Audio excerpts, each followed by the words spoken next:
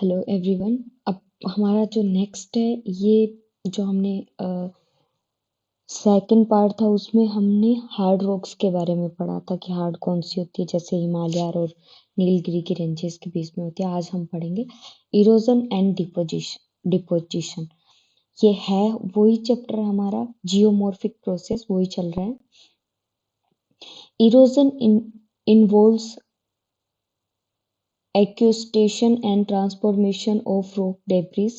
When massive rock break into smaller fragments through weathering and any other process, erosional geomorphic agents like running water, groundwater, glaciers, wind and wave remove and transport it to other place depending upon the dynamic of each of these agents.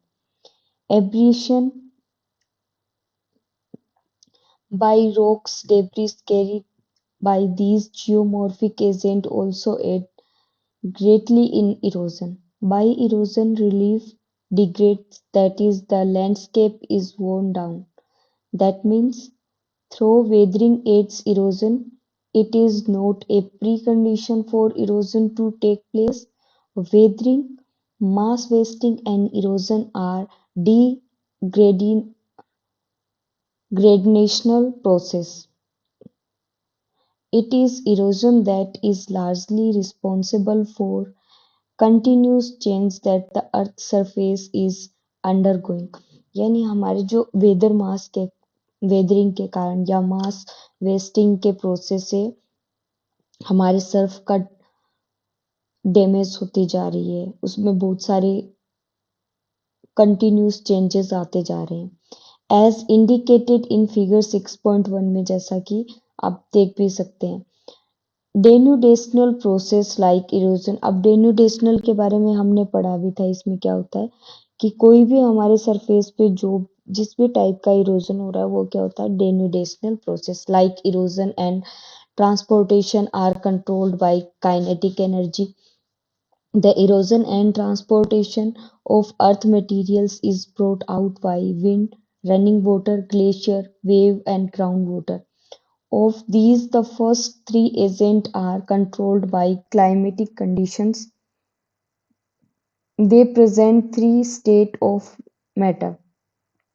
Gases first हो गया wind के रूप में, liquid, running water and solid glacier respectively. Can you compare the three climatically controlled agents? The work of the other two agents of erosion, wave and groundwater is not controlled by climate. जो हमारे जो work होता है उन agent का, जो geomorphic agent होते हैं ना, जैसे विंड हो गया, रनिंग वाटर, वो इरोजन वेव को या ग्राउंड वाटर से कंट्रोल नहीं होता हमारा क्लाइमेट। उसमें बहुत सारे फोर्सेस और भी लग रहे होते हैं। In case of wave, it is the location along the interface of litho and hydrosphere coastal region that will determine the work of waves, whereas the work of groundwater is determined more by the lithological character of the region. यानी ये उस surface के character पे कौन से reason में है, वो उस पे भी वो डिपेंड करता है। If the rocks are permeable and soluble and water is available only, then karst topography develop. In the next chapter, we shall be dealing with the landform produced by each of these agents of erosion. अब next जो हमारा chapter होगा, इसमें हम running water से, ground water से क्या क्या लैंडफॉर्म्स बनते हैं उनके बारे में भी देखेंगे। Deposition is a consequence of erosion. The erosional agents lose their velocity and hence energy on general slope, and the material carried by them start to settle themselves. और उनमें क्या करती रहती है, धीरे धीरे हमारी वेलोसिटी और एनर्जी स्लोप करती रहती है. In other words, deposition is not actually the work of any agent. The coarser material get deposited first and thinner ones later. By deposition, depression get filled up. The same erosion agent, running water, glacier, wind, waves, and groundwater act as a ag- aggradational और depositional agent also. तो ये हमारे agent भी होते हैं. What happens to the surface of Earth due to erosion and deposition is elaborated in the next chapter on landform and their evolution. हम next chapter में इसके बारे लैंडफॉर्म और उस वो कैसे बने, इवोल्यूशन कैसे हुआ, उनके बारे में भी हम पढ़ेंगे.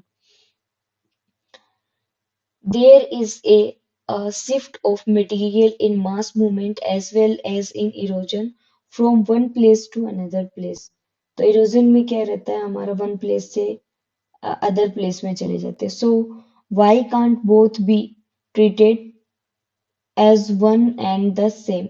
Can there be appreciable erosion without rock undergoing weathering?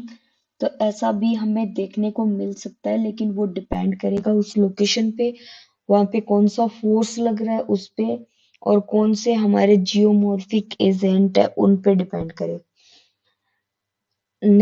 जो हमारा नेक्स्ट है वो है सोइल फॉर्मेशन. अब सोइल फॉर्मेशन कैसे हुआ होगा. You see plants growing in soil, you play in the ground and come into contact with soil. You touch and feel soil and soil your clothes while playing. Can you describe it? Soil is a dynamic medium in which many mechanical, physical, and biological activities go on constantly. Soil क्या होती है, एक dynamic होती है, यानी move करती रहती है एक जगह से दूसरी जगह, चाहे वो केमिकल प्रोसेस के थ्रू हो, फिजिकल प्रोसेस के थ्रू हो, बायोलॉजिकल प्रोसेस के through. Soil is a result of decay. It is also the medium for growth. Growth का ये medium. It is changing and developing body. It has many characteristics that fluctuate with the season. It may be alternatively cold and warm or dry and moist. जो हमारा season रहता है उस पे भी हमारी सोइल डिपेंड करती है. Biological activity is slowed or stopped if the soil becomes too cold or too dry. तो हमारी क्या हो जाती है, स्लो हो जाती है या रुक जाती है.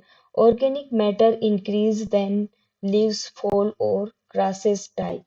जो भी कुछ मतलब रिमेन रह जाता है इसके अंदर, या किसी की भी डाई वगैरह हो जाती है, डेथ वगैरह हो जाती है, तो उसके बाद वो सॉइल में चेंज हो जाती है और इससे हमारे ऑर्गेनिक मैटर इंक्रीज होने लगते हैं. अब है process of soil formation. Soil formation और पेडोजेनेसिस डिपेंड्स. अब पेडोजेनेसिस किसे कहेंगे, सॉइल फॉर्मेशन की स्टडी को.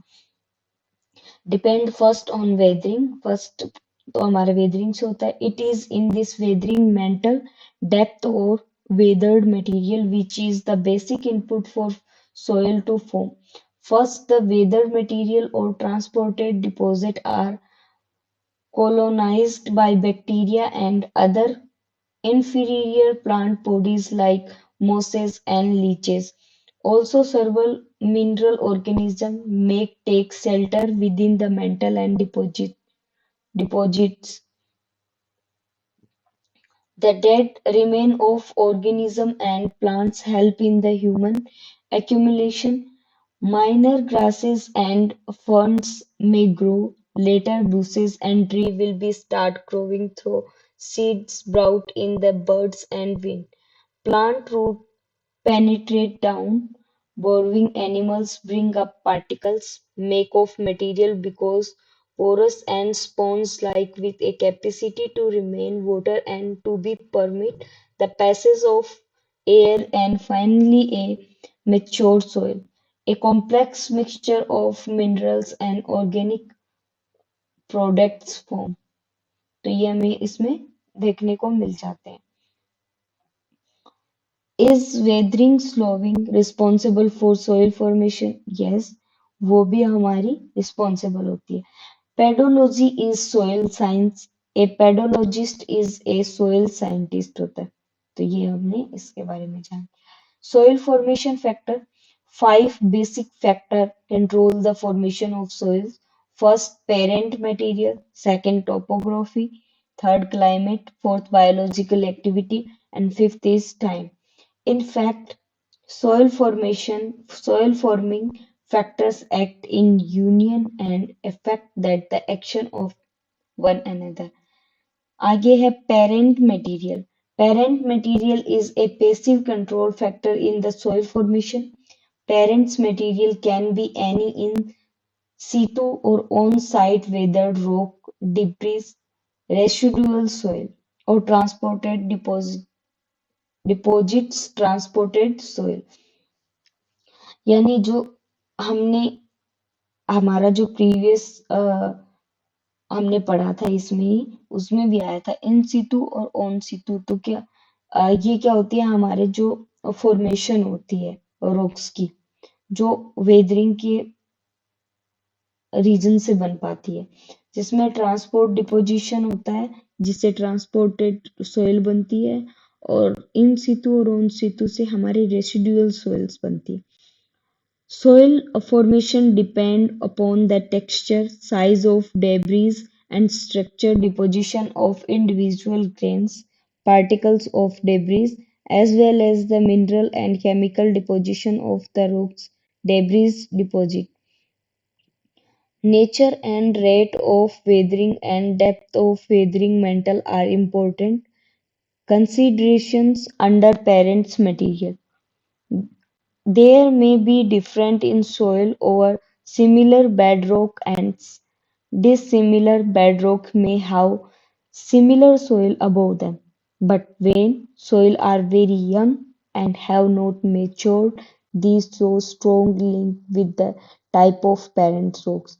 मतलब हमारी वैसे तो हमें सेम रो की देखने को मिलती है, इसमें बेड सिमिलर ही बेड रॉक देखने को मिलती है, लेकिन इसमें क्या होता है कि बहुत सारी हमें यंग सॉइल भी देखने को मिल जाती है, जो कि क्या होती है उन्हीं के पेरेंट के टाइप से हमें मिली हुई होती है। Also in case of some limestone area, जिसमें हमारी एक लाइमस्टोन एरिया की होती है, where the weathering process are specific and peculiar soil will be show clear relation with the parent rock. जो लाइमस्टोन जो रॉक होती है वो हमारा ज्यादातर शो करती है, जिसमें से हमारी यंग और उनकी पेरेंट्स रॉक हमें देखने को मिलती है। तो ये तो हमने पढ़ा पेरेंट मटेरियल, जो फर्स्ट था कि पेरेंट से कैसे आते हैं। दूसरा हमारा topography. Topography like parent material is another passive control factor. होती तो सेम ही है, लेकिन इसका एक पेसिव कंट्रोल होता है, यानी ऑटोमेटिक हो जाता है। The influence of topography is fold through the amount of exposure of the surface covered by parent material to sunlight and the amount of surface and subsurface drainage over and through the parent material। यानी ये जो होती है ये cover रहती है parent material से, और डैमेज जो होती है वो हमारे ड्रेनेज सिस्टम से, उसकी सब सरफेस से, वहां से होती है। Soil will B thin on steep slope, और जो स्टीप स्लोप होगी उस पे वो थिन मिलेगी, and thick over flat upland area, जो भी नीचे का लैंड वाला एरिया होगा ना उसमें हमें थिक दिखेगी। Over gentle slope where erosion is slow and percolation of water is good, soil formation is very favorable देखने को हमें मिलती है। Soil over flat area may develop a thick layer of clay with good accumulation of organic matter, giving the soil dark color। तो ये dark colour में हमें क्या देखने को मिलती है, सोइल देखने को मिलती है, क्योंकि उस पे है ना थिक लेयर बन जाती है, जो ग्राउंड एरिया होता है वहां पे, तो उसका कलर डार्क हो जाता है। थर्ड है हमारा climate. Climate is an important activity factor in soil formation. The climate element involved in the soil department are first है moisture in term of its intensity, frequency and duration of precipitation, evaporation and humidity.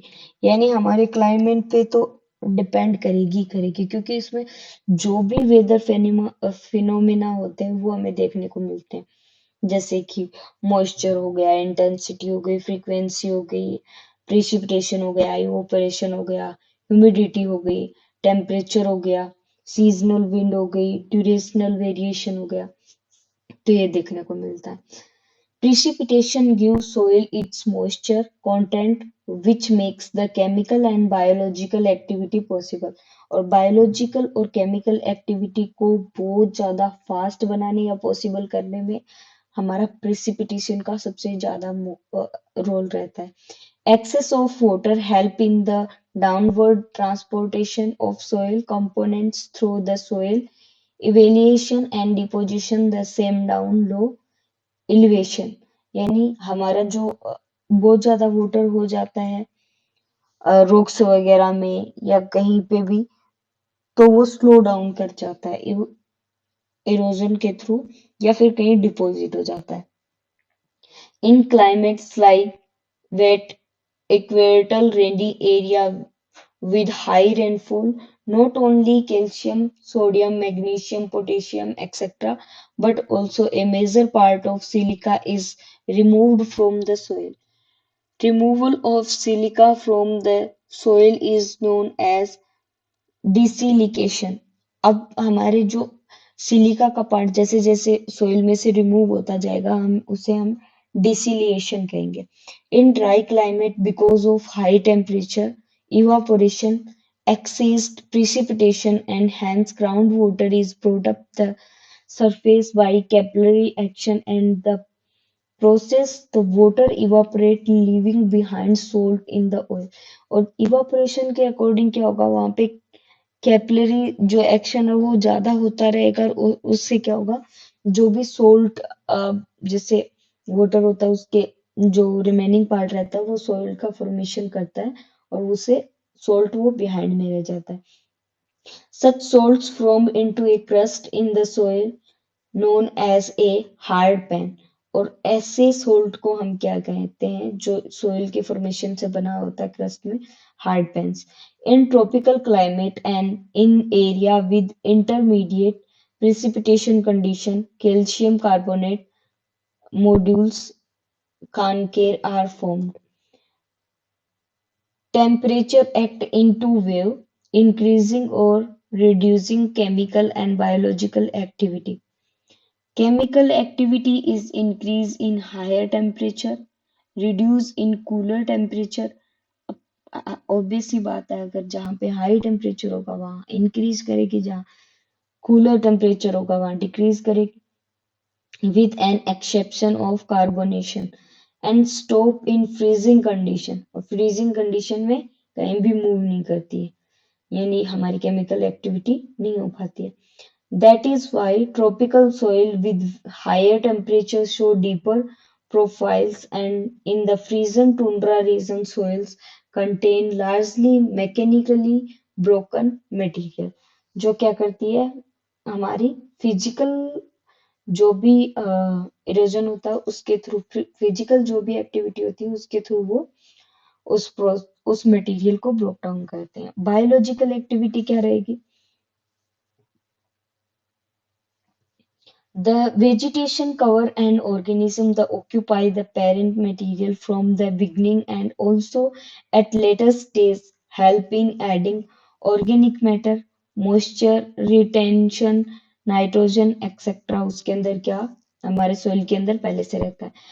Dead plants provide humus, the finely divided organic matter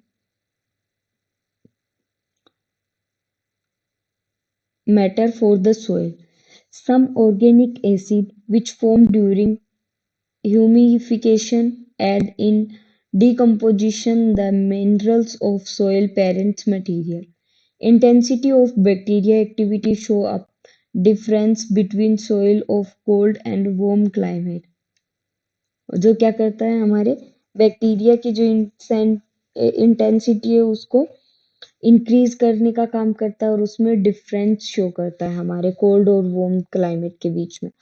humus accumulate in cold climate as bacteria growth is slow। अब क्या होगा, जो humus वाला होगा और cold climate होगा उसमें हमारा बैक्टीरिया स्लो ग्रो करेगा। With under with undecomposed organic matter because of slow bacteria activity. Layers of peat uh, develop in subaquatic and tundra climate. In humid tropical and equatorial climate, bacteria growth and action in intense and dead vegetation is rapidly oxide, leaving very high humus content in the soil. Further, bacteria and other soil organisms take gaseous nitrogen from the air and convert it into a chemical form that can be used by plants. The process is known as nitrogen fixation। अब क्या रहता है, हमारे जो bacteria होते हैं या और भी ऑर्गेनिज्म होते हैं हमारे सोइल के अंदर, तो वो धीरे धीरे क्या करते हैं, हमारे सोइल में जो नाइट्रोजन होता है ना, उसको एयर से मिलाने, यानी केमिकल प्रोसेस उनके अंदर चलता रहता है। और जो ये केमिकल प्रोसेस होता है नाइट्रोजन और जो एयर और बैक्टीरिया के बीच में, उसे हम नाइट्रोजन फिक्शन कहते हैं। और जो विद हेल्प ऑफ होता है ribo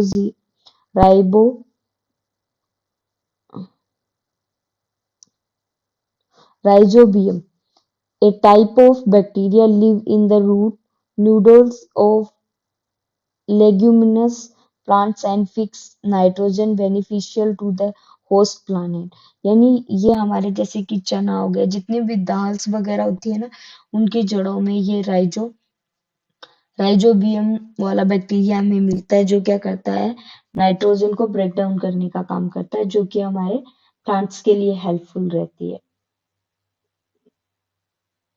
The fluence of large animal like ant, termite, uh, termites, earthworm, rodent, etc. is mechanical but is nevertheless important in soil formation as they work the soil up and down. In case of earthworm, as they feed on soil, the texture and chemistry of the soil that comes out, their body changes।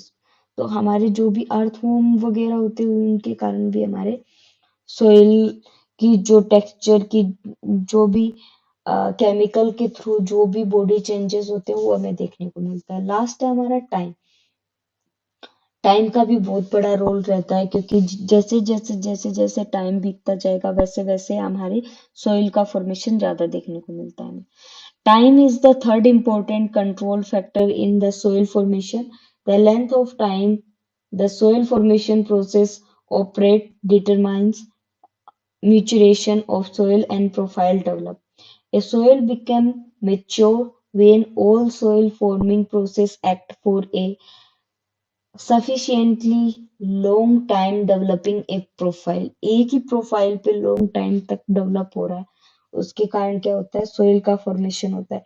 Soil developing form recently deposit alluvium और glacial till are consider young and they exhibit no horizons or only poorly developed horizons.